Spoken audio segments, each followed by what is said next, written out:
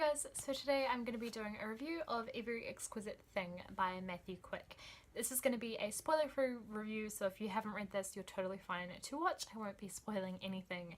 So this book is a YA contemporary novel about a girl called Nanette, and she's about 17 years old, I think, so she's going through high school, and her English teacher recommends her a book called The Bubblegum Reaper, which is a kind of like cult favourite, and it gets her really rethinking everything about her life, and it enables her to form some new connections with different people that she hadn't met before. And so I guess it's kind of a bit of a like coming of age type of story. There were things I really loved about this book, like things that really made me feel a lot, but there were things that I passionately hated about this book as well. So it's one of those that's good for a review because I had a lot of different feelings and a lot of really strong opinions on this book. And I find that interesting because kind of one of the running themes behind this book is the idea about how literature can impact people and affect people and make people feel and that kind of thing. So I find it interesting that that's one of the themes, and it's exactly what this book did for me as well. Another little interesting thing about this book is the fact that it's called Every Exquisite Thing, and right before I was reading this I was rereading The Picture of Dorian Gray by Oscar Wilde, and there's a quote in that book that has the words every exquisite thing in it, and I was like, that's really weird because I just got this out from the library, and I was like, I wonder if it's related. It is like very loosely related. You kind of get to that point where you like realize why the title is this. So yeah, I just found that really funny as well. In terms of the writing style and the pacing and everything, it was like different for me in different parts of the book. The first probably like third of the book I really didn't like. I just found it really dull and really slow paced to get through. I found that nothing much really happened in the first third of the book. It just felt like a lot of background information which Nanette was like telling you rather than showing you, so you weren't kind of like chucked directly into her life. It was more like she was telling you about her life and about the people in it and stuff like that, and it just, I don't really like that type of writing. But then the middle portion of the book, like probably the middle third, was really fantastic for me. I found it really fast paced. I was really like sucked in and drawn into the story, so I really liked that. But then the last third of the book I found really irritating again. There's something with the writing style that changes, which if you've read it you'll probably know what I'm talking about. That was a little bit irritating, but even aside from that I just found the last third a bit boring and slow to get through again. I just think the book could have been like half the length because the last third of the book I just wasn't that interested in. In saying that though, throughout the like more boring, slower parts of the book there were sprinklings of like really funny moments and cute moments and stuff like that, so there is enough to keep you going. Like obviously I didn't DNF the book, so that's saying something. In terms of the characters, there was one character that I really liked. I don't know if liked is the right word. I appreciated the way the character was written and enjoyed the character. Wouldn't necessarily like them as a person, but you know, and that is Alex. Alex is a teenage boy in this, and let me say that his character development is insane. It's like really over the top and extreme. Like he changes a lot throughout this book, and in some ways I find that really realistic because I guess part of the beginning of his characterization is the fact that the other people like Nanette don't know Alex very well, and they don't know his like full personality or anything like that, so I guess that comes into play as well. But also I guess Alex just like has that character development and that change which I really actually enjoyed. And I think a part of the reason why I enjoyed it was the fact that I have known people who are like both ends of the spectrum of Alex, like Alex at the beginning of this book and Alex at the end of this book. I've known people like both of those, I guess, and I find that really interesting when you have such a distinct, really thoroughly like well fleshed out character and you know people that are just like that. It's really cool to read characters like that, so I found that really enjoyable. Nanette, on the other hand, who is our protagonist, so we see a lot of her. Obviously I unfortunately really didn't like her. I freaking hated her. I think she's probably my least favourite protagonist that I've ever read, ever. She just got worse and worse for me as the book went on, and by the end of it I was just like, I hate this girl, I hate her. The first scene where she bothered me, I guess, was when she was talking about one of her friends. She's like, this girl is my best friend, and then she was like, and she wears too much makeup. I hate that attitude of like, and when girls have that attitude towards other girls, I just don't get it. And saying that it's written by a man, so maybe that has something to do with it as well. Like, I I don't know. I know some girls are like that and some girls do think that about other girls, but like I don't want to read about that, and I hate characters like that. I just hate them. It was just so reminiscent of the whole not like other girls trope, like the worst case of that trope that I've ever seen. And Nanette was just so superior to every other girl and woman in this book. It came across like she just thought she was so much better than everyone else. And all of the other people that she connects with, like, so the people that she forms positive connections with, aside from her therapist, they're all men.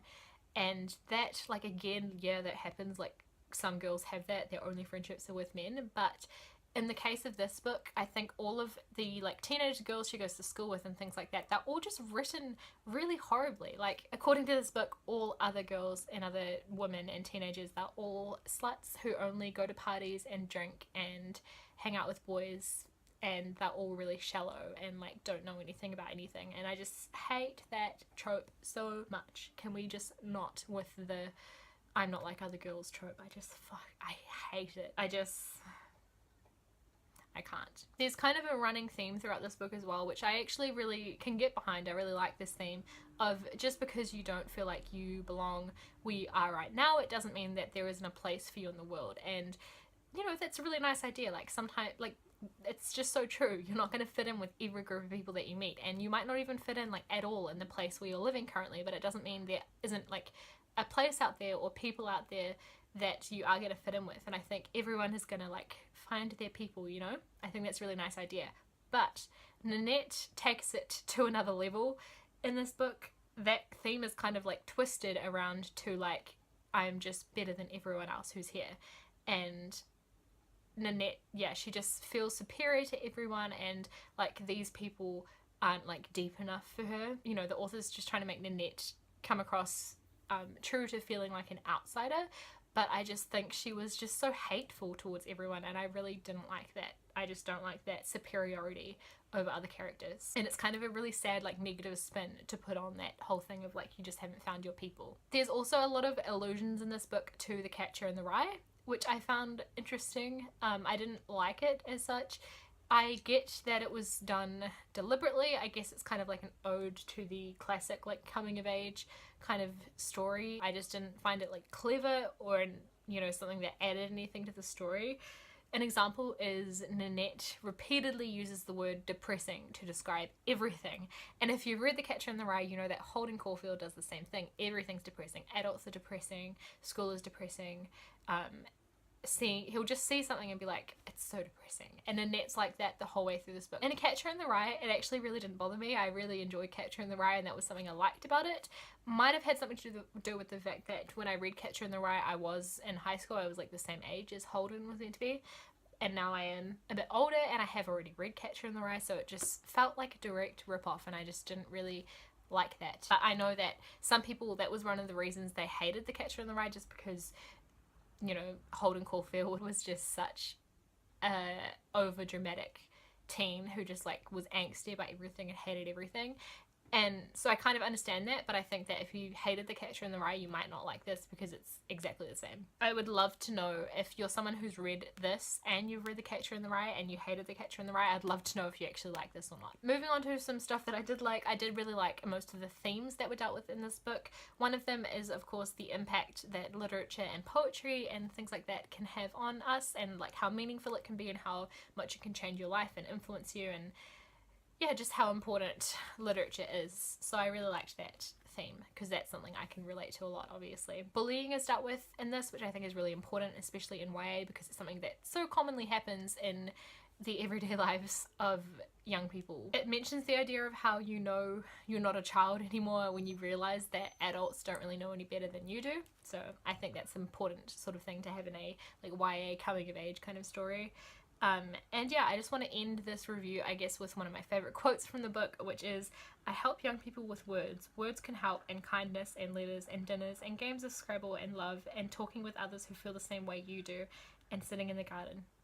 And I just think that quote is really nice. It's really simple and beautiful, and just talking about how it's the little things that can really turn someone's life around. And it just made me really inspired to just want to be like nice to people and just appreciate the little moments as well, and just do like little things each day that remind you that life is good and it's kind of the people that matter and the connections you have with people and just like appreciating what you have, I guess. I just thought that was a really nice quote. So yeah, even though there were things that I absolutely hated about this book, I, you know, rated it 2 out of 5 stars, which is quite a low rating, but at least it made me feel a lot of things and I have a lot of opinions about it, and it's one that I really have enjoyed like thinking about. I actually highly recommend that you guys pick this book up, just because I think everyone will take away such a different perspective on it, and I would love to know what everyone else thinks of this book, because like I say, it made me feel really strongly about certain things.